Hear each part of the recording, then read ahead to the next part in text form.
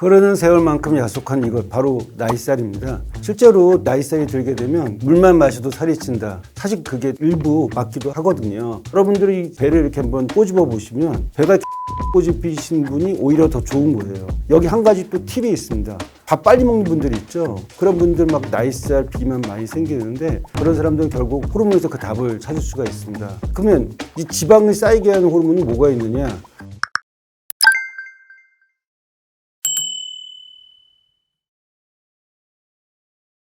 그렇죠. 우리나라는 일반적으로 이제 BMI, 체질량 지수라고 하죠. 그 25 이상부터는 비만이라고 얘기를 하는 거죠. 근데 남성 비만율이 20대부터 증가하다가 30대, 40대에는 50%를 넘기면서 정점을 찍게 되고요. 여성은 이제 비만율 자체가 남성보다 낮지만 나이가 들수록 증가하는 특징을 보인다는 것인데요.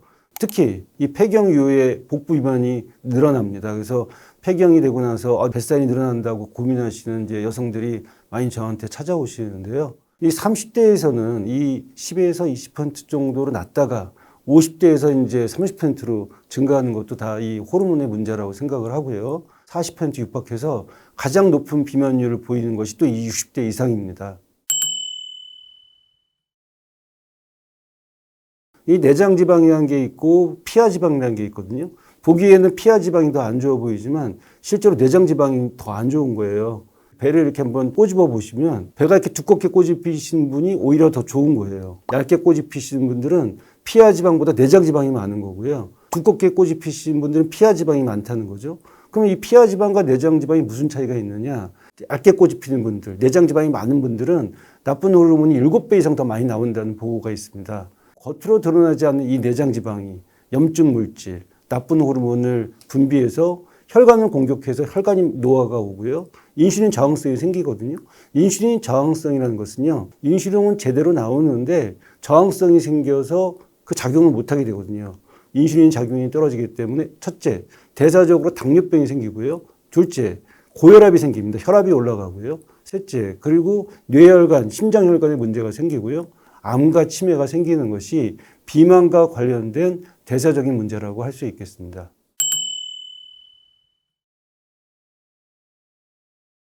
비만이 생기게 하는 호르몬이 있고요. 비만이 됐을 때 나오는 또 호르몬이 있겠죠. 비만이 됐을 때 나오는 호르몬부터 얘기하면 아디포카인이라는 좋은 호르몬 빼고는요. 지방세포에서 나오는 호르몬 다 나쁜 호르몬이라고 생각하면 됩니다. 되게 염증 호르몬이고요. TNF 알파라든지 인터루킨이라든지 여러 가지 나쁜 호르몬들이 이제 문제가 되겠죠. 그러면 이 지방을 쌓이게 하는 호르몬이 뭐가 있느냐?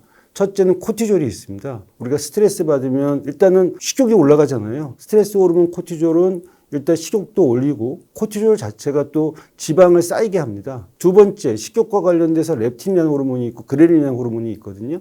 렙틴이라는 호르몬은 이제 배가 부르니까 그만 먹어 하는 호르몬이에요. 포만감을 느끼게 하는 호르몬인데 이게 좀 떨어지게 되면 많이 먹게 되니까 문제가 되는 거고, 반대로 그렐린은 이제 더 먹어라. 배가 고프다. 사실 배가 고프지도 않은데 막 먹는 분들이 있잖아요. 거짓 배고픔이라고 하는데 이건 그렐린이 많이 나와서 그런 거예요. 그래서 렙틴하고 그렐린은 이게 균형을 맞아야지 식욕이 조절되는데 이 균형이 깨지면 이제 폭식을 하게 되고 과식을 하게 되는 거죠. 위가 비었을 때는 그렐린 수치가 올라가고요. 렙틴이 낮아집니다. 그러면 결국은 위를 갖다가 좀 천천히 움직이게 하게 되면 그렐린이 떨어지고 렙틴이 올라가니까 식욕이 떨어지게 되고 식사 양이 줄어들어서 비만이 안 되고요. 또 식사가 시작되면 그렐린은 낮아지고 렙틴은 올라가는데요. 여기 한 가지 또 팁이 있습니다. 최소 15분에서 20분 정도 있어야지 렙틴이 올라가거든요. 밥 빨리 먹는 분들이 있죠. 그런 분들 막 나이살, 비만 많이 생기는데 렙틴이 나오기 전에 빨리 먹기 때문에 살이 찌는 거거든요. 그 다음에 인슐린이라는 호르몬도 있습니다. 인슐린이라는 호르몬은 혈당만 떨어뜨리는 호르몬이 아니라 또 식욕과 관계되는 호르몬이기 때문에 이런 여러 가지 호르몬이 문제가 생기면 또 이제 지방세포가 쌓여서 비만이 될 수 있는 거죠. 인슐린 호르몬의 별명이 혈관 청소 호르몬인데요. 인슐린이 잘 안 나오면 혈당이 올라가고 콜레스테롤이 쌓이게 되거든요. 이제 혈관이 나빠지는 거죠. 식욕도 어떤 음식에 중독되어 있는 사람들이 많습니다.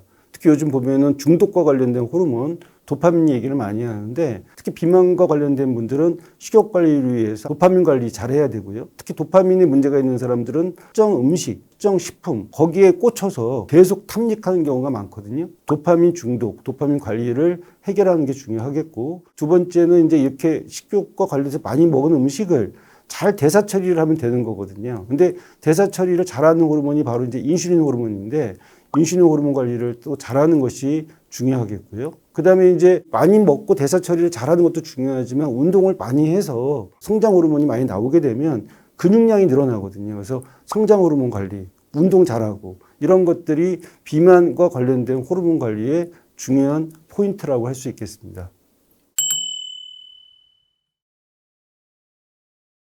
지금 싹센다, 위고비 열풍이죠. 그리고 뭐 젯바운드니 마운자로 이런 거 이게 많이 들어보셨을 텐데요. 좀 어렵게 얘기하면 GLP-1 호르몬이라고 하고요. 조금 쉽게 얘기하면 이게 소장에서 나오는 호르몬이다 해서 소장 호르몬이라고 그러거든요. 이 호르몬들은 원래는 이형 당뇨병 환자에서 혈당 조절을 위해서 개발된 호르몬 약이고요. 원래는 이 약이 혈당도 떨어뜨리지만 보니까 이게 식욕도 떨어뜨리고 비만도 치료를 할 수 있어서 비만 치료제로 좀 많이 쓰고 있는 거죠. 근데 이 비만 치료제 원료 GLP-1 호르몬은 우리 몸에서 자연적으로 분비되는 호르몬이거든요. 그래서 이제 소장의 하부나 대장 쪽에서 이제 나와서 이게 인슐린 분비를 증가시키고 위장관 운동을 느리게 해서 포만감을 느끼게 하는 호르몬이기 때문에 비만과 관련된 호르몬이라고 하는데 그럼 이 GLP-1 이것도 호르몬이라면 내가 이 GLP 호르몬을 주사를 맞지 않고 생활습관 관리를 잘해서 내 몸에 있는 GLP-1을 잘 쓰게 되면 내 몸에 있는 위고비로 내가 비만에서 벗어날 수 있지 않을까 생각을 하는 거죠. 충분하게 호르몬을 분비할 수 있는 능력이 남아있으면 그것을 활용할 수 있는 생활습관 교정이 중요하고요. 너무 이게 떨어져 있을 때는 약이나 주사를 맞아야 되죠. 그렇다고 하더라도 중요한 것은 이 GLP-1 호르몬을 계속 잘 활용할 수 있는 생활습관은 약을 먹든 주사를 맞든 내가 가져가야 되는 거라고 생각하고요. 대부분 사람들이 이 GLP-1 호르몬이 아직 남아있는 경우가 많습니다. 그래서 일단은 내가 GLP-1 호르몬을 얼마만큼 활용할 수 있는지를 보고 굳이 GLP-1 호르몬을 맞지 않아도 비만에서 벗어나는 방법을 찾으시는 것이 중요할 것 같습니다.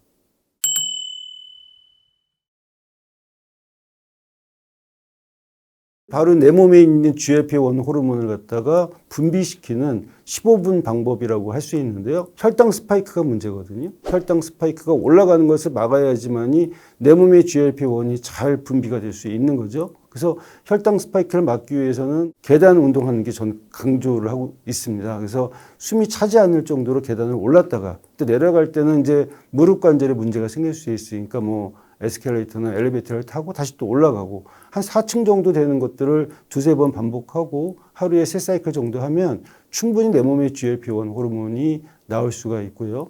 또 한 가지 음식과 관련돼서 블랙푸드 밥상들 있지 않습니까? 안토시아닌이라든지 이런 색소들이 사실은 이제 어떤 GLP-1 호르몬을 분비하는데 도움이 될 수 있고요. 또 반대로 이 성장 호르몬이라는 것은 비만해지지 않게 하는 그런 호르몬이죠. 왜냐하면 지방을 줄이고 근육을 만드는 게 성장 호르몬이니까요. 성장 호르몬을 갖다 많이 만들 수 있는 운동과 단백질 밥상을 추천드리고 싶습니다. 일단은 체질량 지수가 이제 너무 뭐 30 이상 올라가고요. 식욕 호르몬이나 이런 것들이 너무나 준동돼서 그것들이 이제 조절되지 않을 정도의 심한 상태의 비만들, 그리고 또 비만과 관련돼서 병증들이 이미 이제 발생된 경우에는 빨리 이제 비만을 해결하는 게 좋죠. 최근에 제가 경험했던 환자분 중에서 젊은 남자였는데 지방간이 심해져서 지방간의 염증이 섬유화가 됐는지 섬유화 검사를 해봤더니 상당히 진행돼 있더라고요. 그래서 그런 경우에는 생활 습관으로 뭐 15분 실천법으로 GLP-1을 분비해서 비만을 해결하기보다는 결국은 비만에 있는 이 기간을 빨리 줄이는 것이 필요한 그런 상황에서는 이 비만과 관련된 호르몬 주사도 도움이 될 수 있는 상황이라고 할 수 있겠습니다.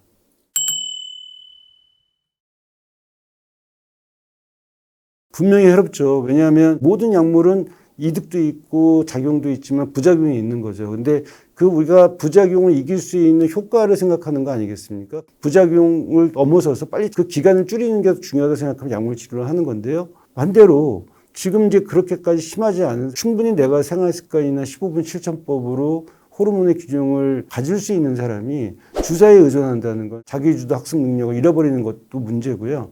또 한 가지는 효과보다도 부작용이 생기는 걸 생각을 해야 되는데요.